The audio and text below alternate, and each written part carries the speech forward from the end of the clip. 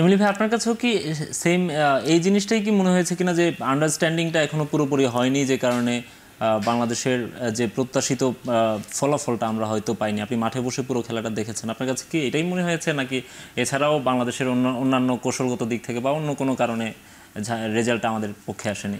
হ্যাঁ, ধন্যবাদ আপনাকে। দেখেন, পুরো ম্যাচ যদি দেখেন, আমার কাছে মনে হচ্ছে যে শুরুতেই যে আমরা স্টার্ট করেছি, এই ম্যাচের আগে আসলে আমরা কোন সিস্টেম অফ প্লেতে খেলবো এবং আমাদের অ্যাপ্রোচ কী থাকবে ডেফিনেটলি কোচ প্লেয়ারদেরকে বলে দিয়েছে।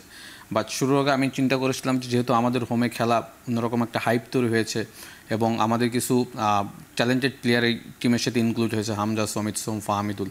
তো আমাদের এক্সপেকটেশন ছিল যে শুরুতে হয়তো হাই প্রেসিং করে সিঙ্গাপুরকে হয়তো বিপদে ফেলাবে, আমরা হয়তো একটা দুইটা ভালো সুযোগ তৈরি করবো, সেখান থেকে হয়তো গোলে কনভার্ট করে ম্যাচটা আমরা কন্ট্রোল করব। বাট যেটা হয়েছে যে আমরা সেইটা করিনি, বরং আমরা যত সময় গিয়েছে তত আমার কাছে মনে হয়েছে যে অপোনেন্টকে অর্গানাইজ হতে দিয়েছি। অপোনেন্ট দেখবেন যে আস্তে আস্তে তারা খেলার টেম্পোটা স্লো থেকে আস্তে আস্তে তারা কিন্তু ইন্টেন্সিটি বাড়িয়েছে এবং তারা কিন্তু কখনই কোনোভাবেই পাজল হয়নি। বাট আমাদের যেটা হয়েছে যে আমরা কিছু কিছু ক্ষেত্রে আমরা চান্স ক্রিয়েট করেছি, বাট গোল হতে পারতো। দেখেন ফাহামিদুল 1/1 ঢুকে গিয়েছে, শুট, এটা কনফার্ম গোল হতে পারতো। হ্যাঁ, তো খেলা মোমেন্টামটা তখনই চেঞ্জ হয় যখন আপনি গোল করবেন। দেখেন ফার্স্ট হাফে আমরা যে সময়টা গোলটা কনসিড করেছি 3 মিনিট, তখন এক্সট্রা টাইম দেখিয়েছে এবং মিতুল মামার ওই পাঞ্চ যদি বল ডি বক্সের বাইরে যেত এবং আমাদের ডিফেন্ডারে যদি অর্গানাইজ থাকতো, ওই সময় আমরা কিন্তু গোলটা কনসিড করি না। তো ব্যাপার হচ্ছে প্লেয়ারদের চেষ্টার কমতি ছিল না। আলফাজ ভাই যেটা বলছে যে সময় দিতে হবে, সময় জাতীয় দলের ক্ষেত্রে আসলে এটা খুবই, দেখেন হামজা মাত্র 2টা ম্যাচ খেলছে, সমিত সোমাসকে প্রথম খেলছে, ফাহমিদুল সেকেন্ড ম্যাচ, কাজিম শাহ তারেক কাজী খেলছে, জামাল রয়েছে এখানে। তো এখন যেটা হয়েছে যে সময়ের থেকে মেইন কথা হলো যে কোচ আসলে এখানে তার প্ল্যানিংটা কী ছিল। হ্যাঁ, কোচের কিছু অ্যাপ্রোচ আমার কাছে মনে হয়েছে যে সে এইগুলি আরও প্রপার ভালোভাবে হ্যান্ডেল করতে পারতো। স্পেশালি একটা ভুল কোচ যেটা করেছে, দেখেন রাকিব যখন আসলে ম্যাচে আমাদেরকে ব্যাক করিয়েছে, হ্যাঁ, যখন 2-0 আমরা হারতে ছিলাম, হামদার ওই থ্রু পাস থেকে কিন্তু রাকিব গোল করেছে। তখন সে কী করলো, শাহরের রিমন এবং মুরসালিনকে কিন্তু সে মাঠে নামিয়ে রাকিবকে সে রাইট ব্যাক দিল। তো রাইট ব্যাক দিয়ে তো আসলে আপনার রাকিব মাত্র গোল করেছে, ইজ কনফিডেন্ট ওই টাইমে। হ্যাঁ, তো ওকে আপনি সামনের দিকে রাখবেন এবং যে গোল করা প্লেয়ারকে আপনি রাইট ব্যাকে নিয়ে গেছেন, আসলে আমি এটা আসলে বুঝতে পারিনি আসলে কোন প্ল্যানিংয়ে গিয়েছে। শাহরি রেমন রাইট সাইড থেকে কিন্তু অনেকগুলি সুযোগ তৈরি করেছে, বাট গোল করার মতো প্লেয়ার কিন্তু বক্সের ভেতর ছিল না। রাকিব যেহেতু নাম্বার 9 খেলছে, সে হয়তো গোল করেছে, সে হয়তো জানতো যে গোল করার জন্য কোন কোন স্পেসে যেতে হবে। তো ওই জিনিসগুলি কিন্তু একদম ছিল না। দেখেন শাহরি রেমন একটা ক্রস করছে, একদম আমার চোখের সামনে ভাসতেছে, আলফাজ ভাই আমি বলতেছিলাম তখন ফার্স্ট পোস্টে গেছে এবং ফাহামিদুল, মানে ওইখানে আমার মনে হয় যে রাকিব যদি বা আরও 2-1 প্লেয়ার যদি ওখানে ইনভলভ হতো, আমার মনে হয় যে গোল হতো। সো কিছু কিছু জিনিসগুলি ছিল যেটা কোচের আমার কাছে মনে হচ্ছে যে একদম তার ডিসিশনগুলি আমার ওই মোমেন্টে ভালো হয়নি। এবং আপনি দেখেন স্পেশালি সেকেন্ড হাফে আমরা অনেক অ্যাটাক করেছি, অনেকগুলি কর্নার সেট পিস পেয়েছি, খুব কুইক তাড়াহুড়া করতে গিয়ে কিন্তু আমরা আসলে আমাদের সেট পিসগুলো কাজে লাগাতে পারিনি।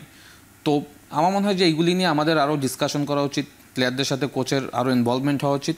বাট বাংলাদেশ ফুটবল ফেডারেশন একটু চিন্তা করা উচিত অ্যাবাউট কোচ, কারণ টিমের যে স্ট্রেংথ এই মুহূর্তে, সেখানে আমার কাছে মনে হয় একজন উচ্চমানের ভালো মানের কোচ লাগবে যে কিনা টেকনিক্যালি টিমটাকে আপনার হ্যান্ডেল করতে পারবে।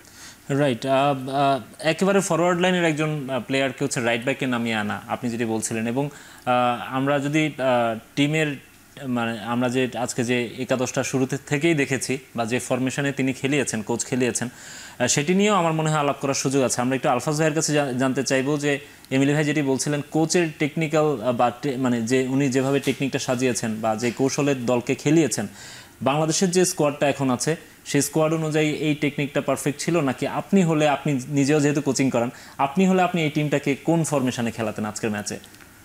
আসলে আমার কাছে টিম হিসেবে আমার কাছে মনে হয়েছে যে সিঙ্গাপুরের চেয়ে আমাদের টিম ব্যালেন্স টিম, হ্যাঁ, বিশেষ করে আমাদের মিডফিল্ড লাইনটা। সো আমার কাছে মনে হয়েছে যে লাস্ট ম্যাচে আমরা ভুটানের সাথে কী ফরমেশনে খেললাম, পরের ম্যাচে এসে আমরা কী ফরমেশনে খেললাম, এই জিনিসটা আসলে বোঝা যায়নি। তারপরে কিছু জায়গাটায় আমার কাছে মনে হয়েছে যেমন রাইট ব্যাক হিসেবে সাদ ভুটানের সাথে খুবই চমৎকার ফুটবল খেলছে, সাদ আর তাজ 2 ভাই। তো এই জায়গাটায় অ্যাটাকিংটা খুবই চমৎকার ছিল তার গত ম্যাচে, বাট এই ম্যাচে সে নাই। পাশাপাশি রাইট সাইড মিডফিল্ড যে খেলছে কাজিম শাহ, আসলে সে উইং প্লেয়ার না, একটা ওই পজিশনে একটা প্লেয়ার উইংও খেলতে উইংও খেলতে হবে, আবার ডিফেন্ডিংও করতে হবে। তো এই জায়গাটা আমরা অনেকটা পিছিয়ে ছিলাম। বাট লেফট সাইডে ছিল ফাহমিদুল কিন্তু ফার্স্ট হাফে যেভাবে খেলছে, সে কিন্তু যখন রাইট সাইডে বল আসছিল অতিরিক্ত ভিতরে ঢুকে আসছে, কিন্তু যখন লেফট সাইডে বল গেছে সে ওই লাইনে যাইতে পারে নাই। তো এখানে অনেক কিছুই আসলে কোচের হয়তো বা ট্রেনিং করাইছে, মাঠে হয়তো করতে পারতেছে না। তো আমার কাছে মনে হচ্ছে যে রাইট ব্যাক জায়গাটা গত ম্যাচে যে সাদ খেলছিল ওই জায়গাটা আমার কাছে কিছুটা মনে হয়েছে যে অনেক দুর্বল। যেহেতু তপু খেলছিল, সে তো স্টপার ব্যাক খেলে, রাইট ব্যাকও খেলে। ডিফেন্ডিং আমার মনে হয় যে কোচ ডিফেন্ডিং হিসেবে টিমটারে অবজার্ভ করছে, অপোনেন্ট টিমটাকে তারা কী খেলে। সো আমার মনে হয় যে এই জায়গাটা এরিয়াল বলে আমরা ডিফেন্ডাররা অর্গানাইজ হতে পারি নাই। এরিয়াল বলে ওরা চমৎকার, ওদের লম্বা স্ট্রাইকার, আমরা এই জায়গাটা অনেক দুর্বল। আমাদের যদি স্ট্রাইকার খেলছে রাকিব এবং পরে আলামিন খেললো, সো আমাদের এরিয়াল বলে আমাদের অনেক সমস্যা, এবং আমাদের নাম্বার 9 হিসেবে ভালো স্ট্রাইকার আমাদের টিমে নাই।